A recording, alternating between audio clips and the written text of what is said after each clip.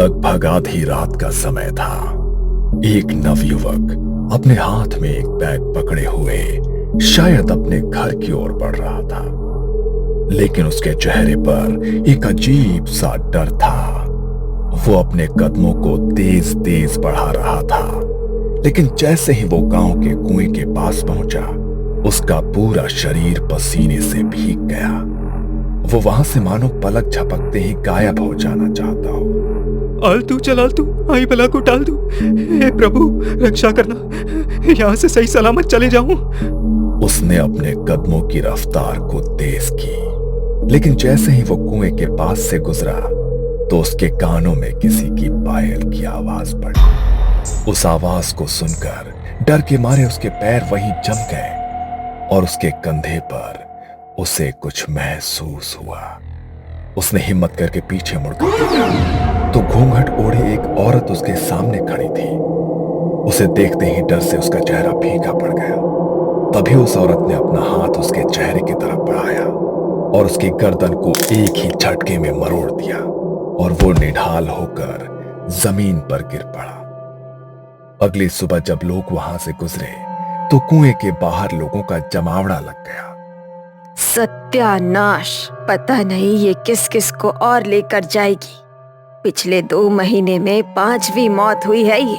मना किया था रात को यहाँ से कोई मत जाना। इंसानों को, हमारे जानवरों को, किसी को नहीं छोड़ा इसने। अब मुझे तो ये सती माता का प्रकोप लग गया। सती आसरा का स्थान बनाना होगा।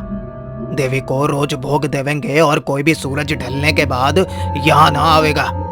देवी को रात के समय जरा सा भी विघ्न पसंद ना है। अपनी जान बचानी है तो यही करना होगा। माना जाता है कि गांव के कुएं और नदी पर सती आसरा का स्थान होता है, जिन्हें देवी का रूप माना जाता है। गांव में होने वाले इन हादसों की वजह से गांव वालों ने कुएं पर सती आसरा का एक छोटा सा मंदिर बनाया, जिसके भीतर कोई मूर्ति नहीं थी। बस गांव के लोग वहां देवी को भोग लगा सके, इसलिए वो मंदिर बनाया गया ताकि देवी का क्रोध शांत हो सके। लेकिन उसके बाद भी गांव में होने वाले वो हादसे नहीं रुके। तभी एक रात काले कपड़े पहने एक लड़की, जिसने अपने चेहरे को काली शॉल से ढका हुआ था, अपने हाथ में एक काले रंग की पोटली लिए हुए थी। सती आसरा के डर से अब रात को कोई भी कुएं के पास नहीं भटकता था, इसलिए गहरी काली अंधेरी रात में वो अकेली कुएं के पास अपना आसन लगाकर बैठी और कुएं पर थोड़ी हल्दी कुमकुम और अपनी उंगली से काट कर रक्त का चढ़ावा किया और तेल का एक दीपक भी जलाया। तुम्हारा बदला पूरा हो गया है, तुम अब शांत हो जाओ। गांव वालों को मत मारो, जिनको मारना था उन्हें तुम मार चुकी हो। गांव में हो रहे इन हादसों को 3 महीने बीत चुके थे और आज से 3 महीने पहले एक रात काले कपड़ों में अपना चेहरा ढकी हुई एक स्त्री रात के 2:30 बजे कुएं के पास एक यज्ञ कुंड जलाए बैठी थी। यज्ञ कुंड के पास एक मुर्गा, जिसके हाथ पैर और चोंच को रस्सियों से बांधा गया था। नर कंकाल की खोपड़ी में किसी जानवर का रक्त भरा हुआ था।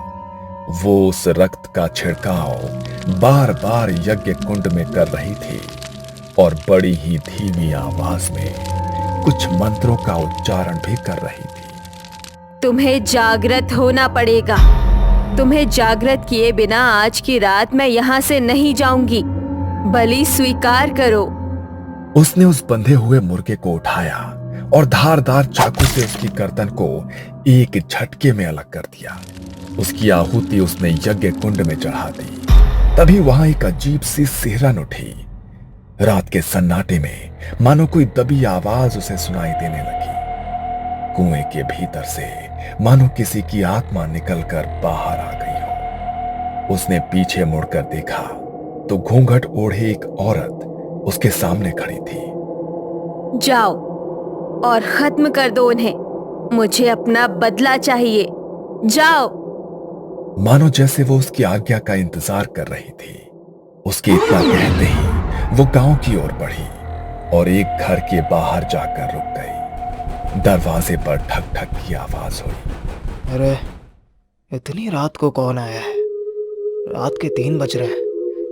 इस वक्त कौन दरवाजा खटखटा रहा है? तभी दरवाजे पर फिर से ठक ठक की आवाज आई। पता नहीं कौन आया है, देखना ही पड़ेगा। मंगल दरवाजा खोलने के लिए गया। दरवाजे से अभी भी लगातार ठक ठक की आवाज आ रही थी। अरे बोल रहा हूं ना। अभी तक मंगल आधी नींद में था, लेकिन जैसे ही उसने दरवाजा खोला तो उसके होश उड़ गए। उसके सामने घूंघट ओढ़ी हुई वही औरत खड़ी थी, लेकिन जैसे ही मंगल ने उसे देखा तो हवा के झोंके से उसके चेहरे से उसका घूंघट सरक गया। मंगल ने जैसे ही उसका चेहरा देखा तो उसकी चीख निकल गई। उसका चेहरा पूरी तरह से गला हुआ था और आंखों की पुतलियां बिल्कुल सफेद होकर उल्टी हो चुकी थी। मंगल जल्दी से दरवाजा बंद करने लगा, लेकिन दरवाजा बंद नहीं हुआ। वो डर के मारे अंदर की तरफ भागने लगा। तभी उस भयानक औरत ने उसकी गर्दन को अपने हाथों में जकड़ लिया और एक ही झटके में उसकी गर्दन को मरोड़ डाला और उसके चेहरे के मांस को बुरी तरह से नोच डाला। दर्द के मारे पूरे घर में उसकी चीख गूंज गई और कुछ देर उसकी दर्द भरी चीखों के बाद सब कुछ बिल्कुल शांत हो गया।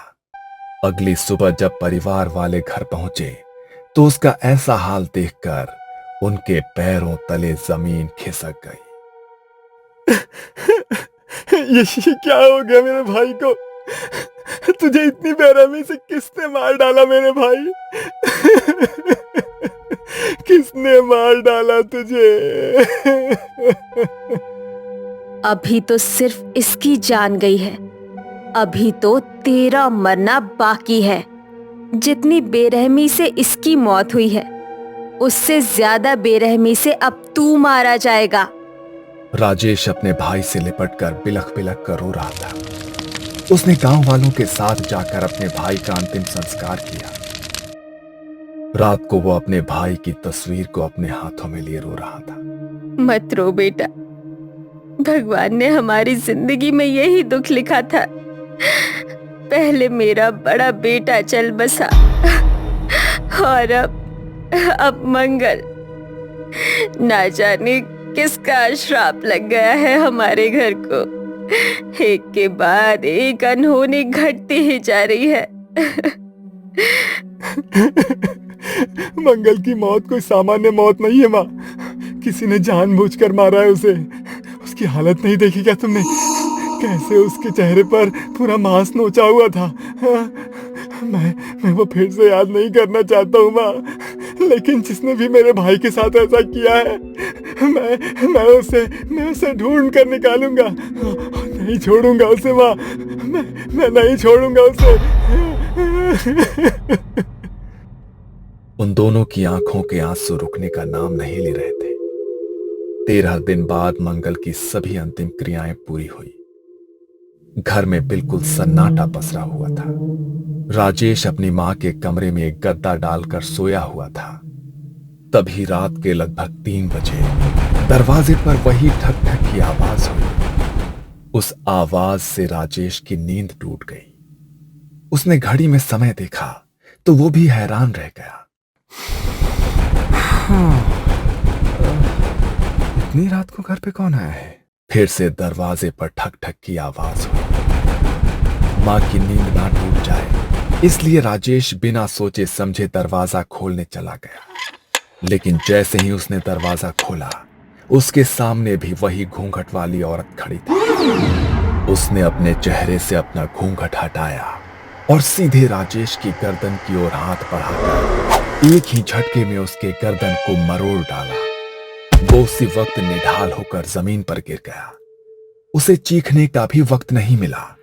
अगले दिन उसके अंतिम संस्कार की क्रिया की गई। लेकिन यह सिलसिला यही नहीं रुका। जैसे ही राजेश की मौत के 13 दिन बाद उसकी अंतिम क्रियाएं पूरी की गई तो उसके अगले दिन घर के आंगन में उनकी मां का मृत शरीर मिला, जिनके चेहरे का मांस मानो किसी वैशी दरिंदे ने नोच लिया हो। सबसे बदकिस्मती की बात यह थी कि उनका क्रियाकर्म करने के लिए अब घर में कोई भी उनका वारिस, कोई भी सदस्य नहीं बचा था। ना जाने इनके परिवार को तो किसकी नजर लग गई है। तीनों बच्चे मर गए, राधा भी मारी गई। इन तीनों की मौत ही सामान्य ना है। मन तो लागे है कि किसी ऊपरी हवा ने इनके पूरे खानदान को खत्म किया है, वरना ऐसा हंसता खेलता परिवार ऐसे खत्म नहीं हो सकता। लोगों की उस भीड़ में काले कपड़े पहने अपने चेहरे को ढकी हुई वही औरत खड़ी थी, लेकिन उसकी आंखों में अब एक चिंता थी, जैसे कुछ तो ऐसा हो गया हो जिसकी उसने भी कल्पना नहीं की थी। ये सब क्या हो रहा है? उसे तो बस उन दोनों को मारना था, उसने इसे भी क्यों मार डाला? कहीं कुछ गलत तो नहीं हो गया?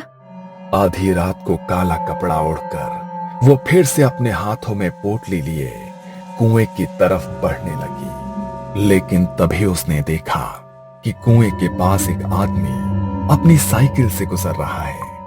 मगर देखते ही देखते वहां पायलों की आवाज गूंजी और उसके सामने घूंघट ओढ़ी वो स्त्री अचानक से आकर खड़ी। डर के मारे वो आदमी साइकिल से गिर पड़ा। वो उसकी ओर बढ़ी और उसने उसके शरीर के मांस को भी पूरी तरह से नोच डाला। उसकी चीखों की आवाज पूरे गांव में गूंज उठी। ये देखकर काले कपड़ों से खुद को ढकी माया के होश उड़ गए। वो तुरंत ही वहां से भागकर अपने घर पहुंची। डर के मारे उसका पूरा शरीर कांप रहा था और आवाज हाँफ रही थी। ये सब क्या हो रहा है? मुझे उसे शांत करना होगा, वरना जो भी अब उस कुएं के पास से गुजरेगा वो उन सबको मार डालेगी। उसने उसे शांत करने की बहुत बार कोशिश की, लेकिन गांव में होने वाली मौतों की संख्या कम होने की बजाय दिन प्रतिदिन बढ़ती जा रही थी। इन हादसों को 3 महीने बीत चुके थे। माया अब अपनी आंखों के सामने किसी और को बलि चढ़ते हुए नहीं देखना चाहती थी, इसलिए आज उसकी शांति के लिए माया कुएं के पास बैठकर यज्ञ कर रही थी। तुम्हारा बदला पूरा हो गया है, तुम अब शांत हो जाओ। गांव वालों को मत मारो, जिनको मारना था उन्हें तुम मार चुकी हो। अब क्यों तुम गांव वालों की बलि देने पर तुली हो? तभी अचानक वहां बहुत जोर से हवा चलने लगी, जैसे कोई उसे अपनी मौजूदगी का एहसास कराना चाहता हो। कुएं की मंडेर पर जल रहा वो दीपक हवा के झोंके से बुझ गया और उसे भी अपने आसपास पायल की आवाज सुनाई देने लगी। उसने पीछे मुड़कर देखा तो वही औरत उसके सामने खड़ी थी।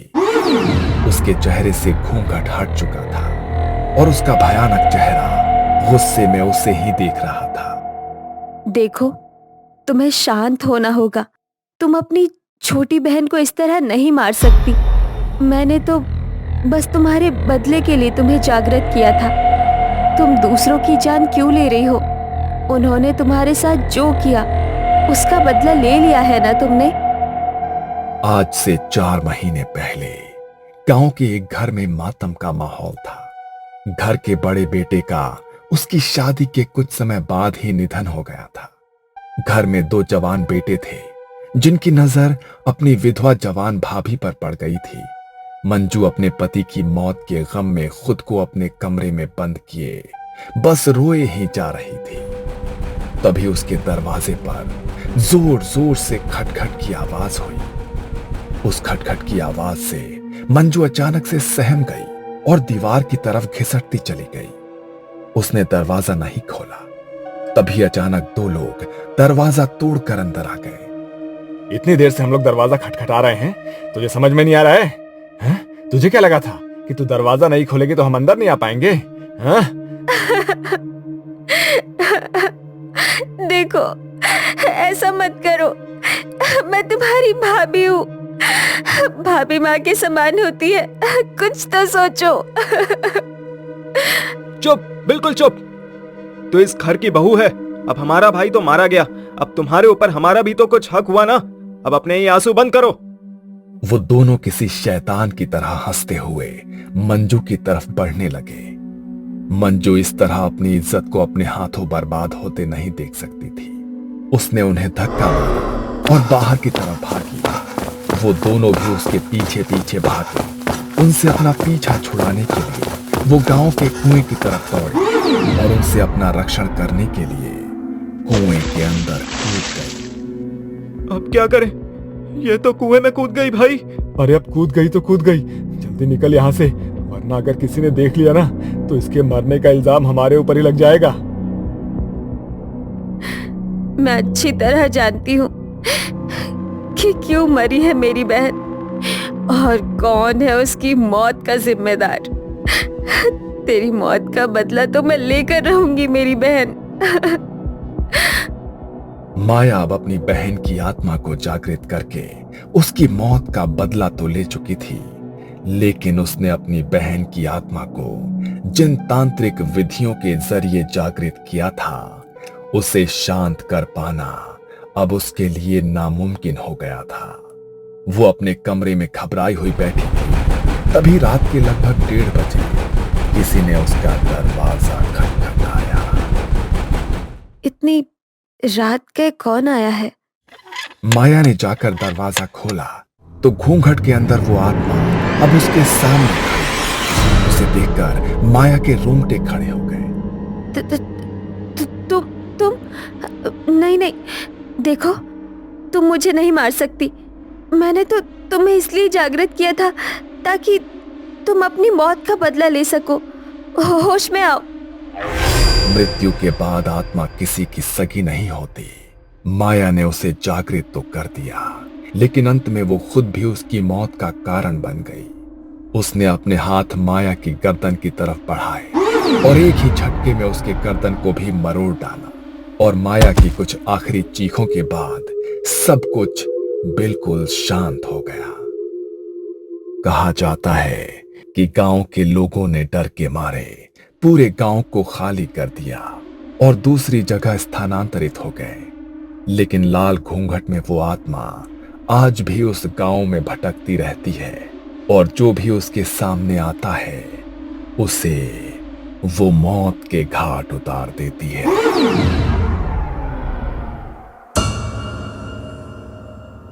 ये कहानी आपको अच्छी लगी हो तो हमें सब्सक्राइब करें, हमारा इंस्टाग्राम और फेसबुक पेज जरूर फॉलो करें। अगर आपके पास ऐसी ही कोई कहानी हो तो हमें कमेंट बॉक्स में भेजें।